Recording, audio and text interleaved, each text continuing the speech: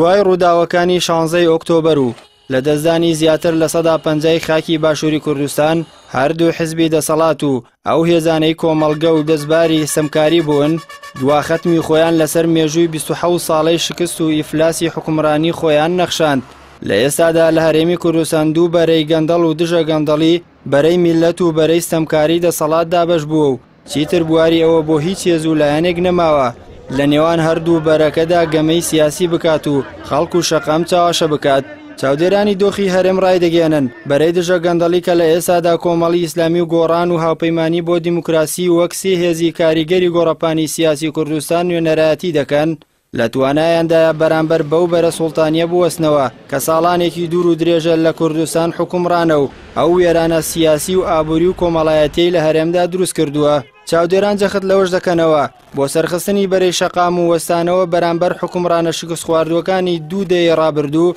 پێویستە هەموو ئەو هێزانەی کە ڕاستە و خۆ وەک یەکێتی و پارتی بەشدارنین لە دروستکردنی ئەو زۆنگاوە سیاسیەدا و خودی زۆنگاوەکەش پەراوێزی خستون و زیانی پێگەیاندوون چیتر لە ناوەڕاستی ڕێگاکەدا نەوەستن و بە ئاراستەی بەهێزکردنی بەرەی دژ بە ئیفلاس و حکومڕانی ئیفلیس خۆیان یەکلا بکەنەوە چونکە چیتر بواری ئەوە نەماوە بە سیاسیە خوورمێش هەم خوورمام دەوێ و هەم مێوژ لەگەڵ ئەم بارودۆخە نالەبارەدا مامەڵە بکرێت کە دوو حزبی دەسەڵات وەک دۆخێک بۆ خەڵک و هاوڵاتیانی هەرێمی کوردستانیان داخستووە لە 27 ساڵی ڕابردوودا. دەرەنجامی 27 ساڵی حکومڕانی شکست خواردووی حزبە دەسەڵاتدارەکان لە ئێستادا شەقامی سیاسی کۆمەڵایەتی لە هەرێمی کوردستان بەسەر دوو بەرەدا دابەش بووە. بەرەیەک پێی وایە ئەم دەسەڵاتە بە هەموو نەعەداڵەتی و ناشیرینی و نادادپەروەریەکانی بمێنێتەوە.